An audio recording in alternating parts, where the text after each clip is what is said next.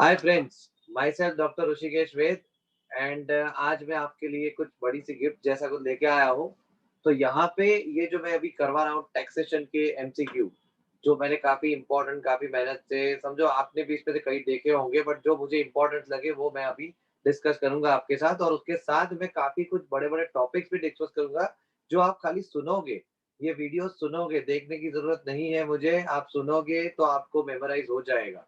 तो उस तरह से काफ़ी पॉइंट्स, काफ़ी छोटे-छोटे पॉइंट्स जिसको पता नहीं होते, जो हमको पता होते हैं, वो हम आपके साथ डिस्कस करेंगे। देन उसके बाद हम लोग आपको यहाँ पे जो दूसरे वीडियोज़ हैं, दूसरे जो आने वाले हैं, उसके बारे में भी थोड़ा बताएँगे। तो ये पूरा वीडियोज़ आप शांति से समझना, देखना, बिकॉज़ ये वीडियोज़ आपको सुनना है और सुन के जल्दी याद रहता है। ये थियरी हमेशा काम करती है। तो भई आप लोग कभी पढ़ाई करो, तो आप पढ़ते-पढ़ते यानी थक जाओगे, बट सुनते-सुनते नहीं थकोगे, क्योंकि आपको वहाँ पे मेमोराइज़ करना ईज़ी रहता है। So let's start with our MCQ. Our subject is taxation. यहाँ पे taxation BCom, BBA, MCom, sorry, हाँ, बीकॉम, बीबीए, एमकॉम तीनों में एप्लीकेबल है। यहाँ पे हम लोगों ने बीकॉम सेम 3 के लिए तो सारा सिलेबस कवर कर लिया है, बट द बीबीए एंड जो एमकॉम 3 है उसके लिए हम लोगों ने एक और वीडियो पार्ट 2 वो बनाया हुआ है, बट वो हम लोग कल अपलोड करेंगे, आज अपलोड नहीं करेंगे।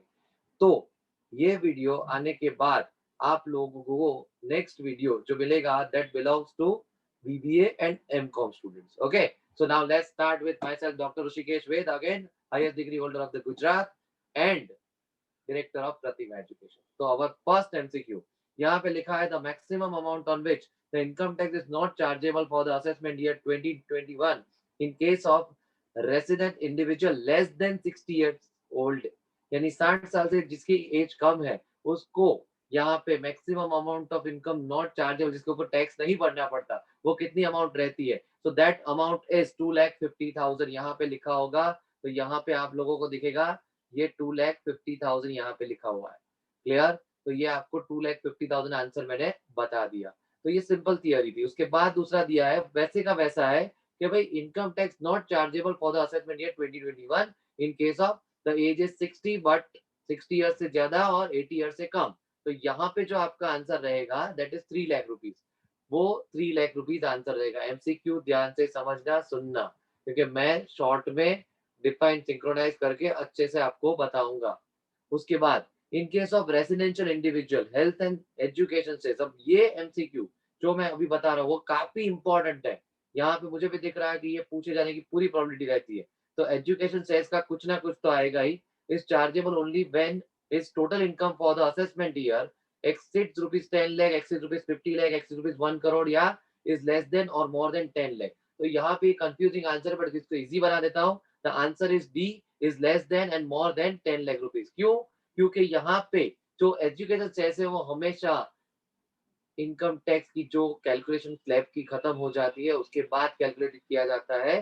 तो इट इज डजंट, उसको कोई फर्क नहीं पड़ता वहां पे एक्सीड इनकम या लेस देन इनकम से। तो it is less than and more than 10 lakh rupees. Then उसके बाद the rate of health and education cess, तो वो 4% याद रखना है। मोस्ट इंपॉर्टेंट एमसीक्यू है ये, मोस्ट इंपॉर्टेंट एमसीक्यू, याद रखना ये चीज आप लोग। देन उसके बाद हम लोग आगे जा रहे हैं। Which of the following statement is not correct. यहाँ पे which of the following statement is not correct, that statement. तो यहाँ पे हम लोग देखते हैं कौन सा statement. The power of the declare AOP BOI company has been vested, ये नहीं। The Gujarat sports club is a sports company, नहीं। Gujarat sports club is the, यानी वो नॉन ट्रेडिंग ऑर्गेनाइजेशन हुआ, वो स्पोर्ट्स कंपनी नहीं है। तो यहाँ पे ये स्टेटमेंट करेक्ट नहीं है। क्लियर? तो यहाँ पे ये स्टेटमेंट करेक्ट नहीं है, याद रखना। तो बी आंसर रहेगा यहाँ पे, क्योंकि मैं आगे जाऊं उससे पहले ही ये आंसर आपको मिल गया। Then which of the following statement is correct. तो यहाँ पे जो स्टेटमेंट है, कौन सा स्टेटमेंट करेक्ट है। तो price 10 lakh received by the cricketer by the best bowling is a taxable income, then income of mining royalties and agriculture, ये भी नहीं। 60% of the income derived from the sales of tea growth and manufacturing by the company is agriculture income। तो ये sentence मुझे यहाँ पे सही लग रहा है, क्योंकि 6 में या इनकम, सॉरी, यहाँ पे चौथा भी है, income arising and occurring from the situation of the land. तो यहाँ पे मैं बोल रहा हूँ माइनिंग रॉयल्टी वाला। ये जो थियोरेटिकल पोर्शन है थोड़ा आप लोगों को भी संभलना है, मुझे भी संभलना है, क्योंकि यहाँ पे इनकम ऑफ माइनिंग रॉयल्टी दिया था वो मैंने फटाफट पढ़ लिया, बट इधर इज एन एग्रीकल्चर इनकम में नहीं आता। माइनिंग तो सीधी बात है यार, आप माइनिंग में कुछ भी निकालोगे तो एग्रीकल्चर से क्या लेना देना है उसको। तो ये सेंटेंस आप लोग ध्यान में रखिएगा, क्योंकि थियोरेटिकल पोर्शन है, ऐसे आ सकता है आपको। देन मुझे एक आपको चीज एक समझानी है यहाँ पे, पर्सन, पर्सन की डेफिनेशन आप लोग सब करके जाना। पर्सन में क्या होता है कि वी आर दी पर्सन, हम लोग इंडिविजुअल है, पर्सन है, ठीक है, बट यहाँ पे कंपनी है, देन फर्म है, देन बॉडी ऑफ इंडिविजुअल है, कॉर्पोरेट बॉडी है, देन ये अपने बोलते हैं HUF है यहाँ पे।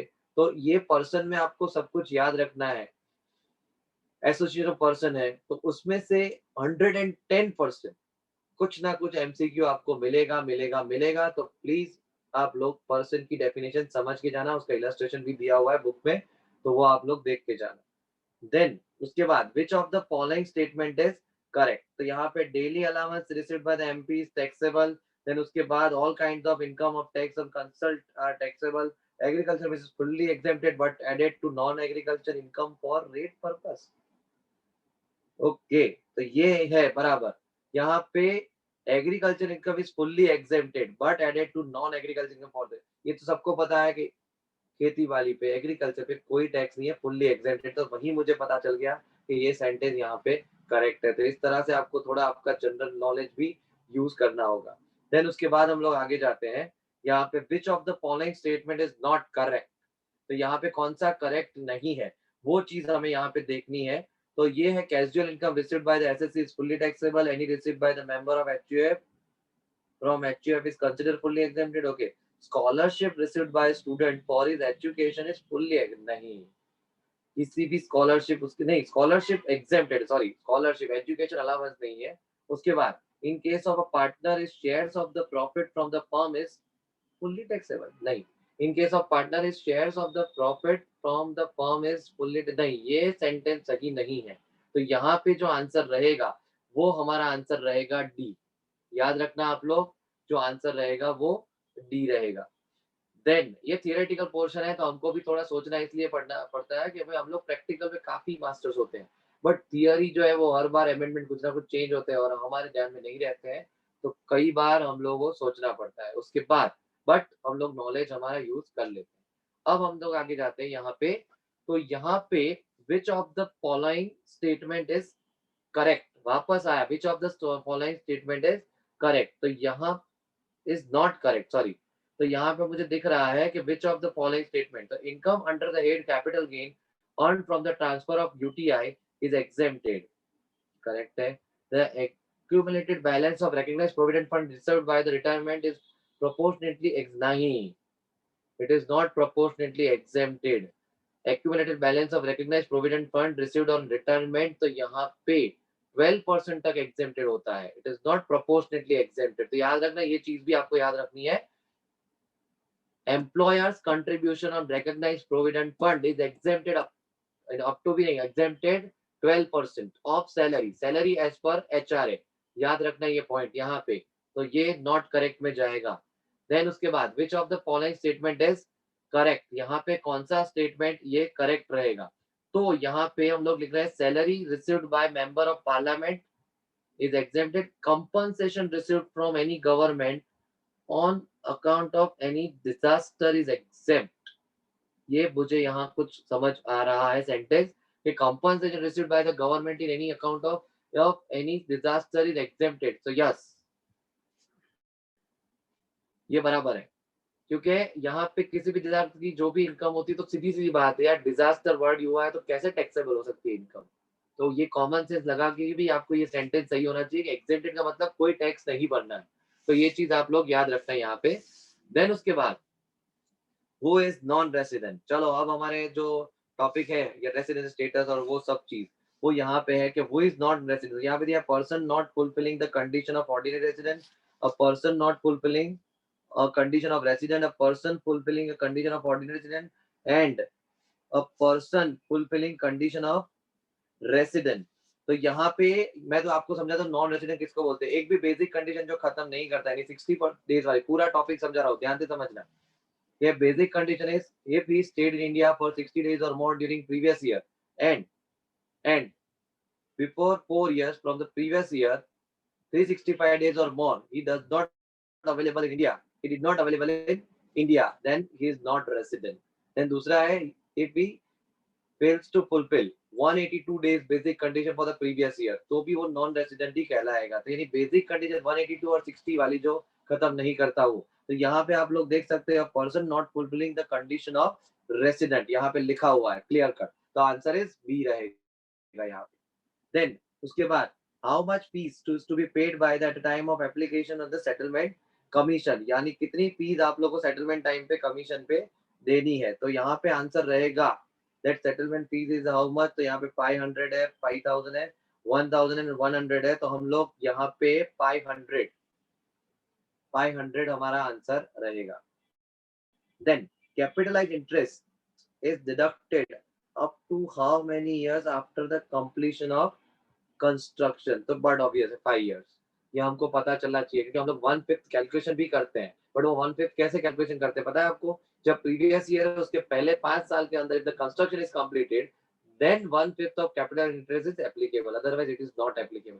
बट ये एमसीक्यू आने की प्रोबेबिलिटी 110% है, तो ध्यान में रखिएगा एमसीक्यू। सारे के सारे इंपॉर्टेंट है, बट हम लोग यहाँ पे जो करने जा रहे हैं वो चीज मैं आप लोगों को बता रहा हूँ।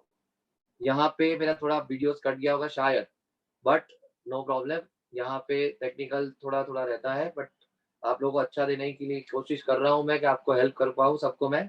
देन उसके बाद if a loan is taken repair renewal of a self occupied house after 1499 then what would be 2 lakh rupees, that amount is 2 lakh rupees, आपको याद रखनी है। ये भी एमसीक्यू काफी इंपॉर्टेंट रहेगा, आने वाला होगा। Then if an employer is giving a 200,000 CC engine car with a drive to its employee for the both the purpose employer is paying all its expense, what about in the monthly value of perquisite. ये पूरा आपको समझा देता हूँ कि जब water का expense अगर एम्प्लॉयर मालिक पे करता है और 1.6 या 1.6 से ज्यादा है देन 2400 पर मंथ, 1.6 से कम है तो 1800 पर मंथ, और अगर एम्प्लॉय ये एक्सपेंस पे करता है तो दैट लिमिट इज अब 1.6 से कम 600, 1.6 या उससे ज्यादा then it is 900। But if the chauffeur's driver is provided then that 900 we have to add it.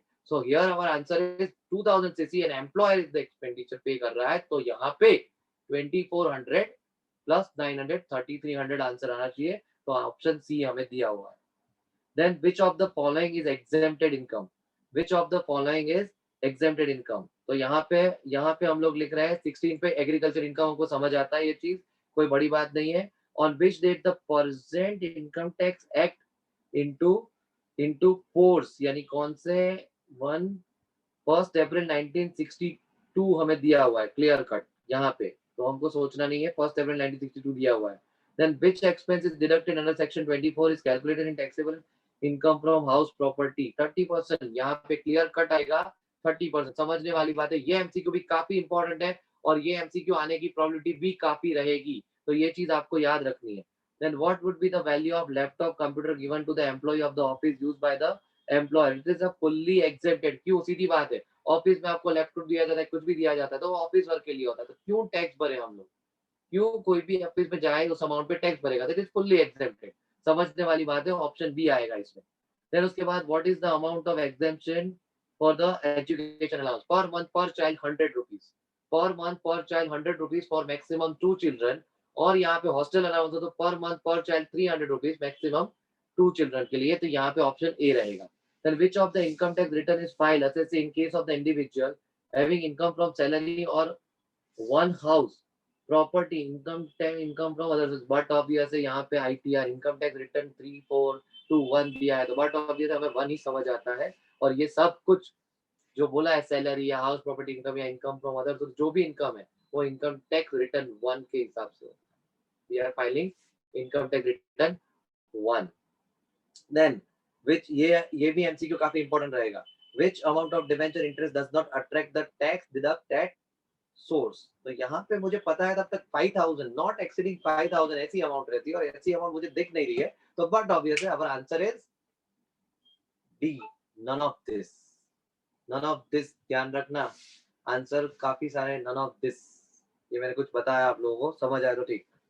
Then from the following which income does not attract any tax, यहाँ पे बोला है, यानी इसका मतलब ये हुआ कि reward giving to finder of the lost article commission bonus illegal, commission bonus illegal income है, तो ए आंसर रहेगा यहाँ पे आपको याद रखना है 23 में।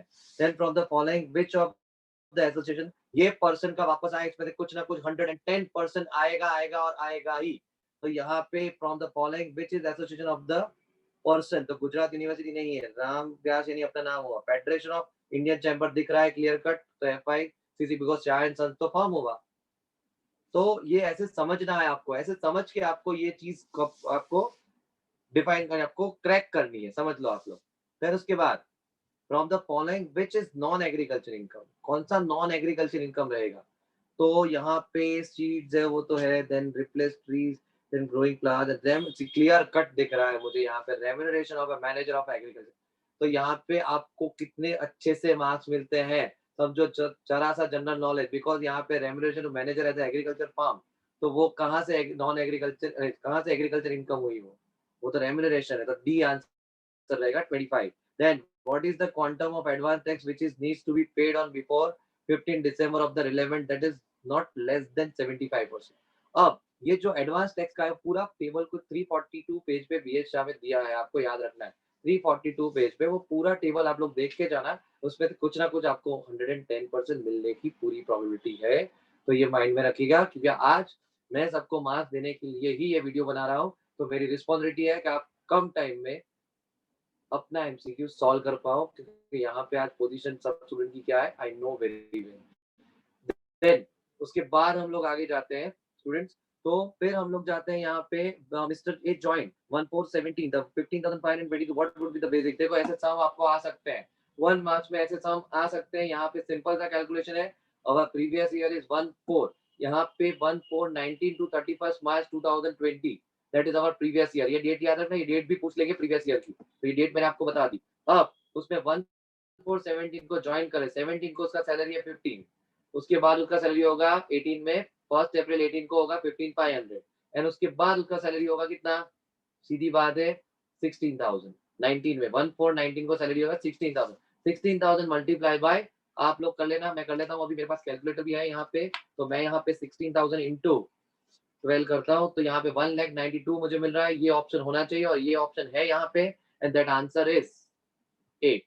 मैंने अभी समझा भी दिया कैसे, याद रखना आप लोग, 15,000 17, उसके बाद 18 में 15,500 एंड देन 16 19 में मल्टीप्लाई बाय 12। उसके बाद जो सम दिया है मैंने, वो सम भी आप लोग आसानी से समझ सकते हो कि यहाँ पे 20,000 है, तो 20,000 प्लस 1,021, उसके बाद आगे बस, क्योंकि यहाँ पे 15 दिया, तो मैं 15 से काउंट कर रहा हूँ, 15 20 16 में क्या आएगा 21, देन 22, 22 के बाद क्या है 24, 24 के बाद 26, जब 26 आएगा तब हम लोग 4419 में पहुंचेंगे, आप लोग कैलकुलेट करना। तो यहाँ पे मैं 26,000 इंटू 12 कर रहा हूँ, सो दैट इज 3,12,000, तो यहाँ पे 3,12,000 मुझे मिल गया answer. Then what is the maximum amount of exemption in case of a gratuity, तो यहाँ पे मैंने सीधा आपको आंसर सी बताया 28 में, याद रखना 3,12,000। उसके बाद what is the amount of maximum in case of graduating payment of graduating 90। अब देखो यहाँ पे है 1 लाख 10 लाख 5 लाख एंड 20 लाख, तो मैक्सिमम अमाउंट इज 20 लाख, और by law income tax act 20 lakh he amount आती है, आंसर आता है। देन हम लोग आगे जाते हैं यहाँ पे, which of the following statement is correct, which of the following statement is correct, तो यहाँ पे more than one property can be taken as self occupied, then 30% started deduction is gross annual, and ground rent and municipal tax is only paid by the owner, तो मुझे D लग रहा है यहाँ पे आंसर, समझो आप लोग, डी आंसर मुझे लग रहा है यहाँ पे क्लियर कट, क्योंकि municipal tax deduct if it is paid by, यहाँ पे बता दो आपके municipal tax paid by owner, then it should be deducted, otherwise payable by owner, paid by tenant, paid by, और यहाँ पे हम लोग बोले कि payable by tenant, unpaid income tax, ये म्यूनिसिपल टैक्स, ये सब कुछ नहीं चलेगा। देन उसके बाद हम लोग आगे जाते हैं यहाँ पे, हम लोग which of the following transaction does not require compulsory quoting of the permanent account number, देखो यहाँ पे ये समझने वाली बात है, opening sale of purchase of involve इसमें होता है 10 lakh, then opening of a demat account with the depository, तो यहाँ पे आप लोगों को ये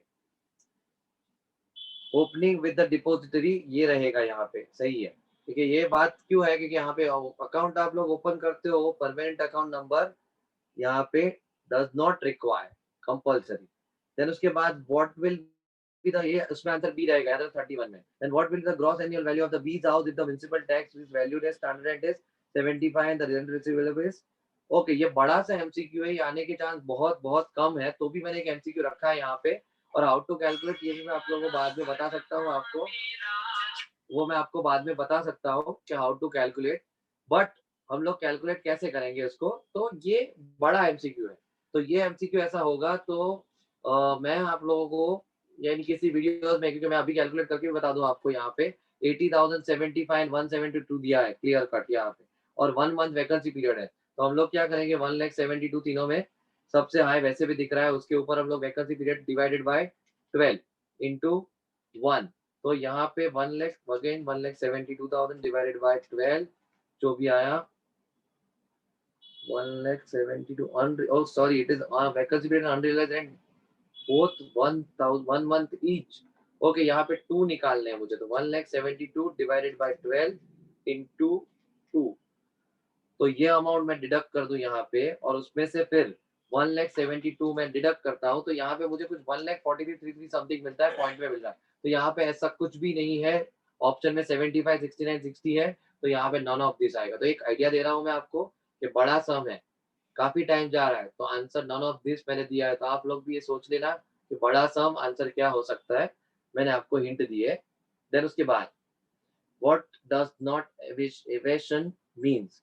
यहाँ पे method by which the assessee reduce the tax liability by. Evasion का मतलब क्या होता है, गलत तरीके से. तो यहाँ पे using various section of income tax and method by which the assessee avoiding paying tax illegally. तो ये सब कुछ यहाँ ए और बी दोनों दिया है, वो दोनों आएगा, तो आंसर इज सी इसमें.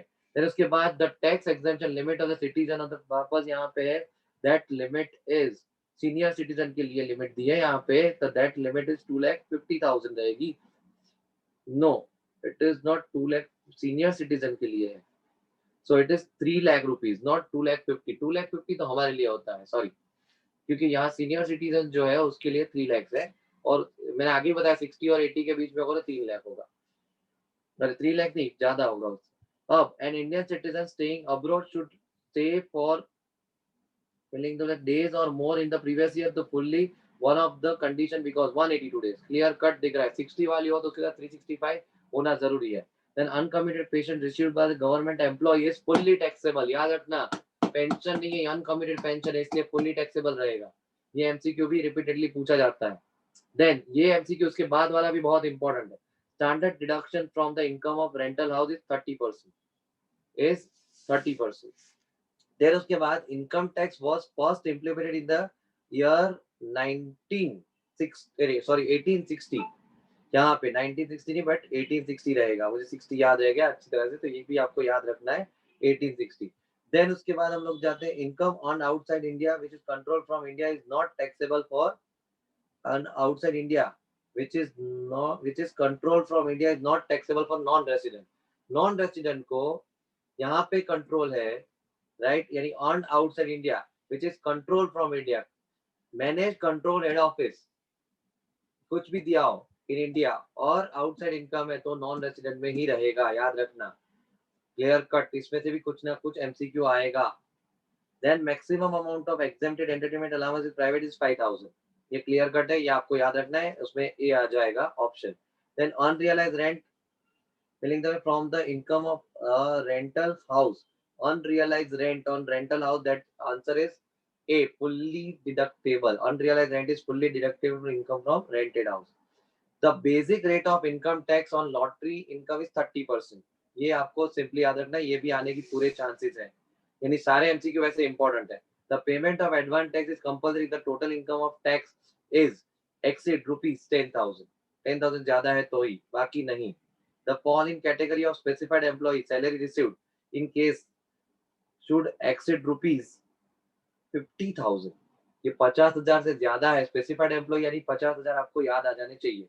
50,000 यानी स्पेशल एम्प्लॉय भी बोलते हैं उसको, तो यहाँ पे 50,000 रहेगा. देन उसके बाद हम लोग आगे जाएंगे. The minimum maximum amount deductible of interest loan taken on 2019 self occupied house, deductible interest on minimum amount is 2 lakh की होगा यहाँ पे, क्योंकि मैक्सिमम, सॉरी मिनिमम नहीं, मैक्सिमम है 2 lakh rupees.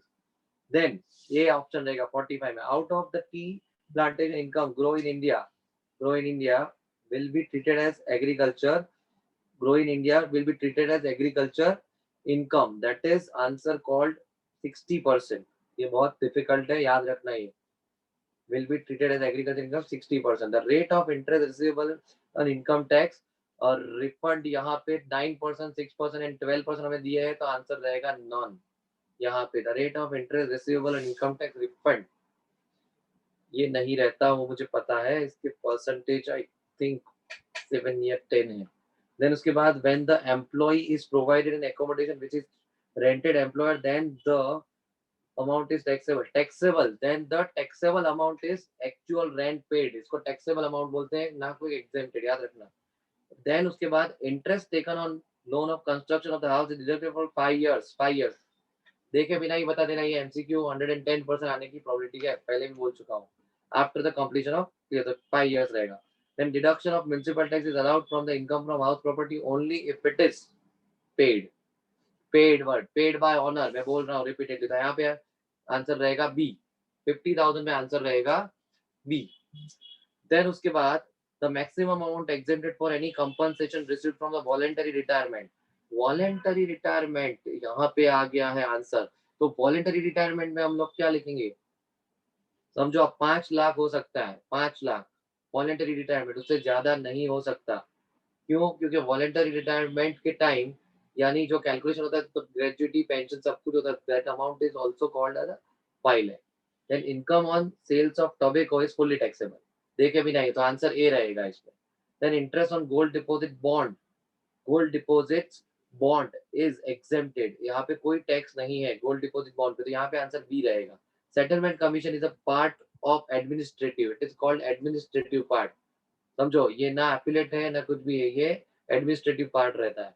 Then an appeal can be file against an order of commissioner with the appeal tribunal within 60 days. यहाँ पे answer रहेगा 60 days, 30, 90, 69, तो 60 days.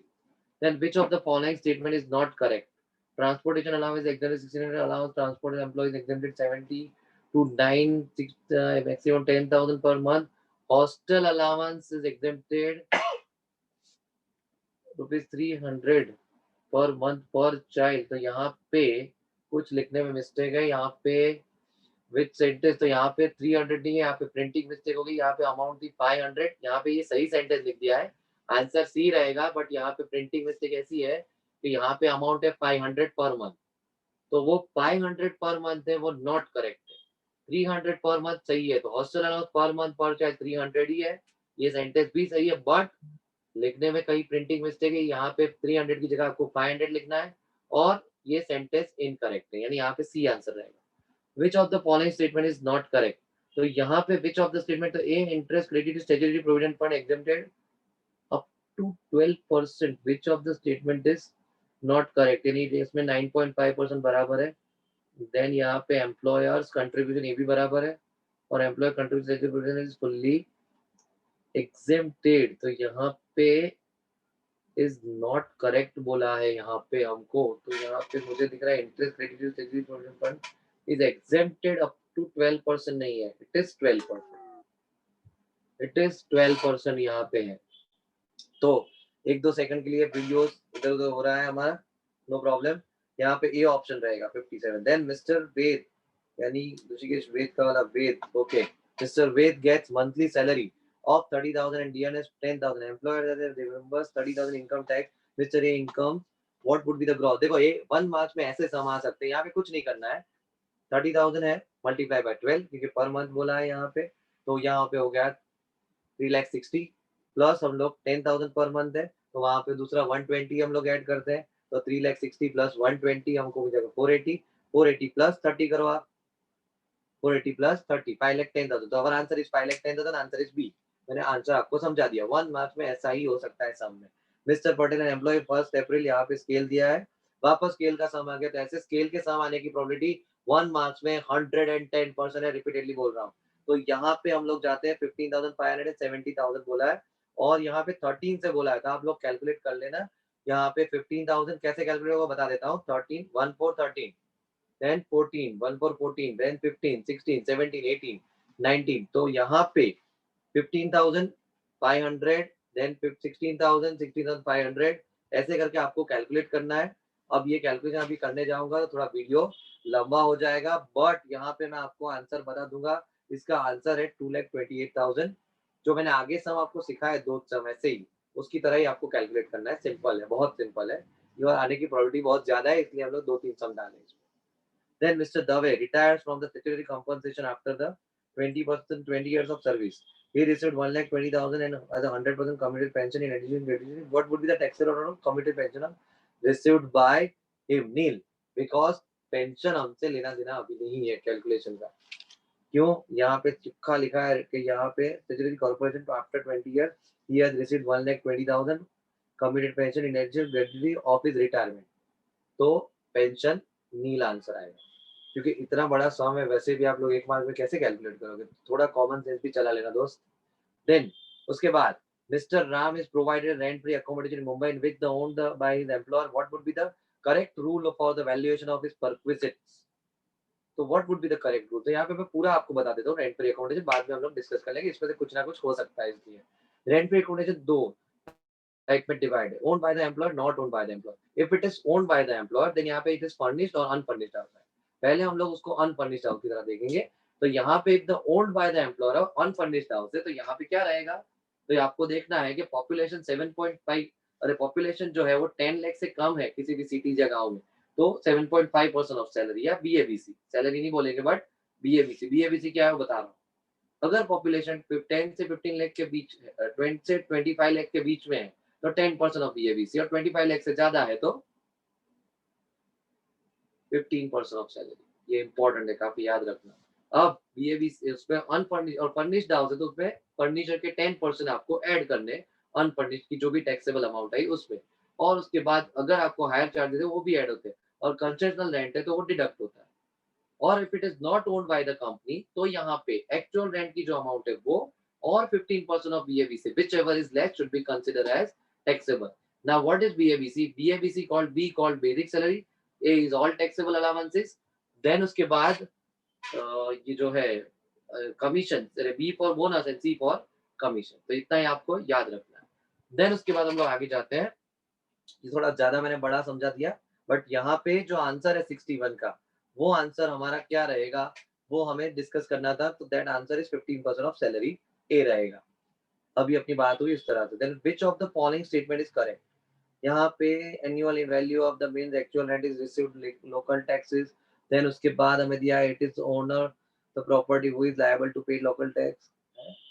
Correct. It is only the owner of the property. नहीं, ऐसा नहीं होता। The net annual value of the two self-occupied residence house will be taken to be nil. नहीं, self occupied house, 5 self occupied house मेरे पास है तो उसमें से एक ही सेल्फ ऑक्यूपाइड हाउस मैं ले सकता हूँ, बाकी के 4 house deemed to be let out है। पूरा कैलकुलेशन होता है, टैक्स भरना पड़ता है, तो 2 नहीं ले सकते हैं। तो ये सेंटेंस यहाँ पे, ये सेंटेंस जो है वो the net annual value of any two self occupied residence house will be taken to be nil.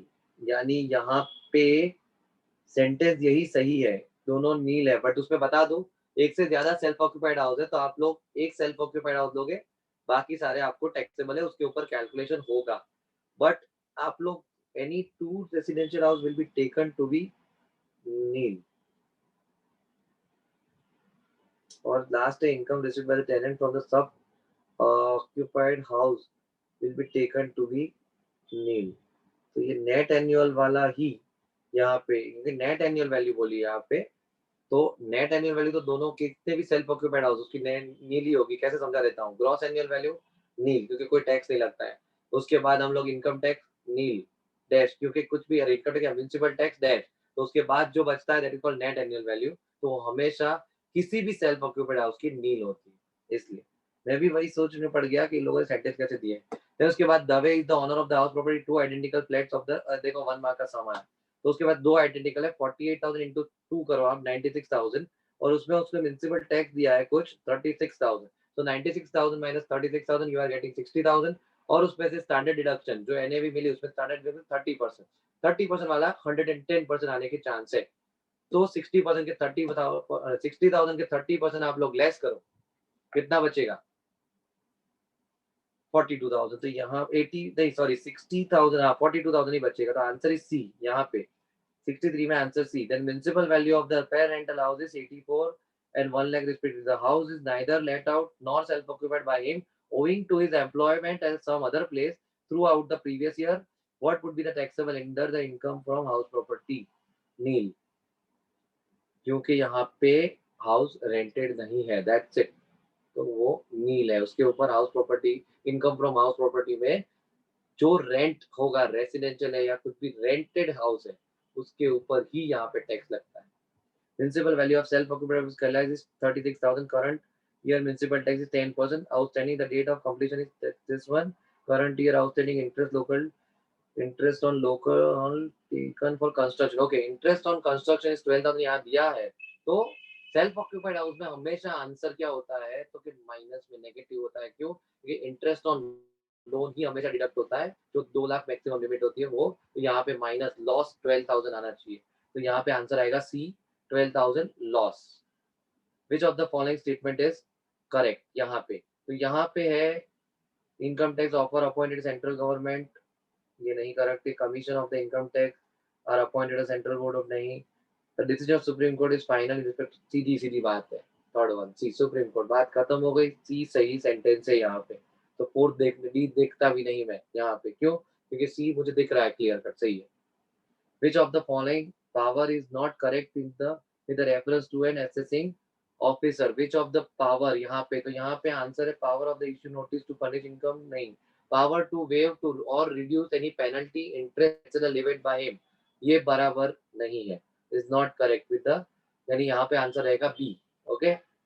Then which of the following is not an income tax authority under the tax of the, यानी income tax authority कौन सी नहीं है under income tax act. यहाँ पे हम लोगों को देखना है. तो इनकम टैक्स अथॉरिटी कौन सी नहीं है, तो द सेंट्रल बोर्ड है, देन असेसिंग ऑफिसर भी है, द इनकम टैक्स अपीलेट नहीं, ट्रिब्यूनल है. It is not income tax authority. तो यहाँ पे आंसर सी रहेगा 68 में. Then which of the following is the authority appointed income tax authority below the rank of deputy commissioner of income tax. तो यहाँ पे आंसर रहेगा सी. यहाँ पे भी आंसर रहेगा सी, क्योंकि सीबीडीटी डायरेक्टर जनरल जो भी है वो हमें समझ ही आता है. Chief commissioner, commissioner of authority by CBDT. Okay. उसके बाद यहाँ पे then the last date of filing, the last date, यानी ये जो 69 है थोड़ा सा कंफ्यूजिंग है, वो आप लोग चेक करना, क्योंकि यहाँ पे मुझे सेंट्रल बोर्ड और डायरेक्ट दो दो जगह दिख रहा है. तो यहाँ कुछ कंफ्यूजन है, वो आप लोग चेक कर लेना. देन उसके बाद द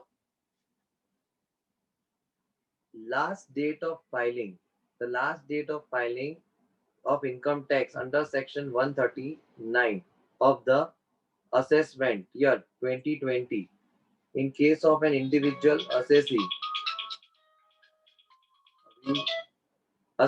यहाँ पे in case of an individual assessee who does not, तो यहाँ पे मुझे और फ्रेंड्स यहाँ पे थोड़ा टेक्निकल एरर आ गया था, और हम लोग टेक्निकली थोड़ा लास्ट के 3 में, क्योंकि यहाँ पे कांस्टेंट चल रहा था तो हम लोग रिकॉर्डिंग भी कर रहे हैं, तो हमारे डिवाइस में कहीं दिक्कत आ गई थी. अब देखते हैं यहाँ पे, नो प्रॉब्लम, हम आ गए वापस. तो यहाँ पे 70 आ गए हम लोग. तो यहाँ पे the last filing the return of income tax 113 section under section 139(1) for the assessment year 2021 in case of an individual assessee who does not have any income from profit and gain business or profit or profession is 30th November of assessment year. 30th November of assessment year. यहाँ पे ये date आपको याद रखनी है. उसके बाद ये सब कुछ क्या है पता है, ये सब कुछ आपको याद रखना है. ये डेट सारी होती है, हमको भी देखनी पड़ती है, उसमें कहीं चेंज नहीं होता है, बट कहीं ना कहीं सारी डेट में से कई डेट हमको भी कई टाइम क्लैश हो जाती है. तो आपको ध्यान रखना है, कुछ न कुछ 3-4 एक्चुअली ऐसे आएंगे डेट वाले जो आपको क्लैश ना हो. फिर उसके बाद हृदय find some mistake in his return of income tax submitted in the 5th June 2020, the assessment year 2021. He wants to revise such return. No assessment has been done by the department. He can revise such return till on. यहाँ पे answer रहेगा 31st March 2021. ये याद रखना है आपको यहाँ पे. और उसके बाद the advance tax is payable by the assessee if the amount during the previous year.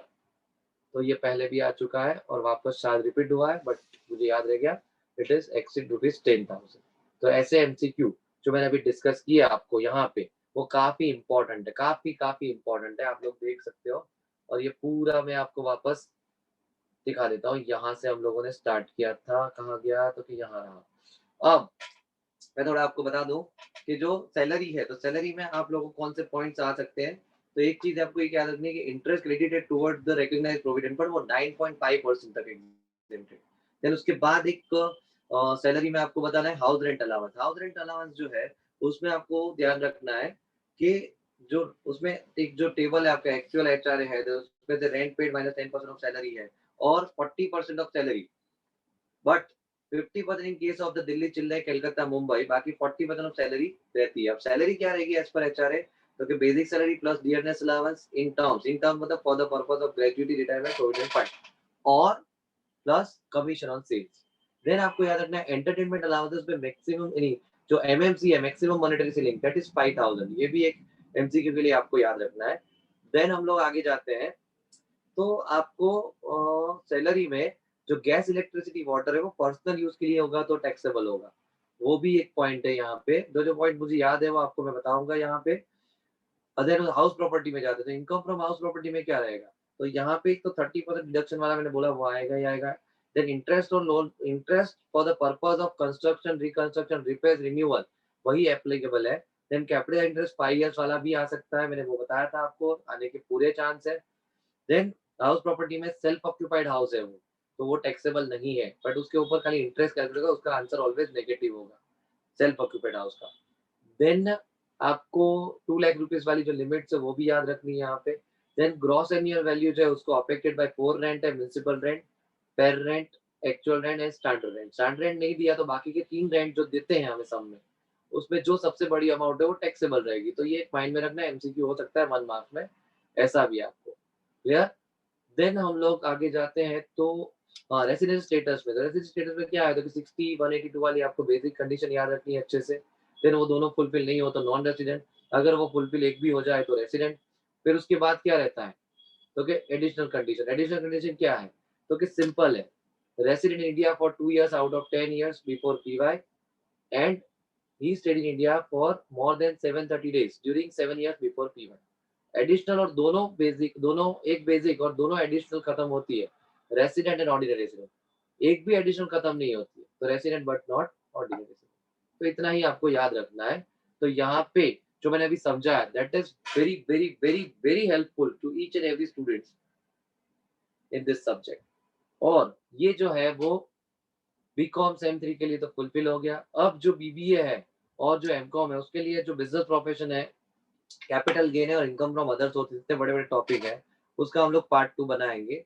तो उसके लिए आप लोग वेट एंड वॉच, वो शायद मैं कल ही आपको बना के रिलीज़ करूँगा। तो ये चैनल जो हमारा है, वो आपने अगर यूट्यूब चैनल सब्सक्राइब नहीं किया तो सब्सक्राइब करो, उसको शेयर करो, उसको लाइक करो और ऐसे ही वीडियो हमारी प्रतिमा एजुकेशन की जो एप्लीकेशन है, उसमें हम लोग अकाउंटेंसी और जो दूसरे सब्जेक्ट हमें जो बराबर कॉन्फिडेंटली पता है, उसके वीडियोज़ हम लोग आपको वहाँ पे प्रोवाइड करेंगे। तो प्रतिमा एजुकेशन की एप्लीकेशन भी आपको डाउनलोड करनी है, उसमें भी आपको सब्सक्राइब करना है और उसमें भी आपको बेनिफिट 110% होगा, क्योंकि उसमें काफ़ी बड़ी एमसीक्यू बैंक और सब्जेक्ट हम लोगों ने बड़ी एमसीक्यू बैंक वहाँ पे प्रोवाइड की हुई है।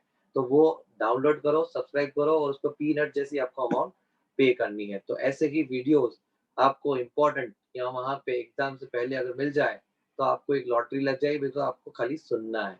So friends, thank you so much और आपको ये पूरा वीडियो सबको फॉरवर्ड शेयर करना है, सबका भला होगा। Bye bye, thank you.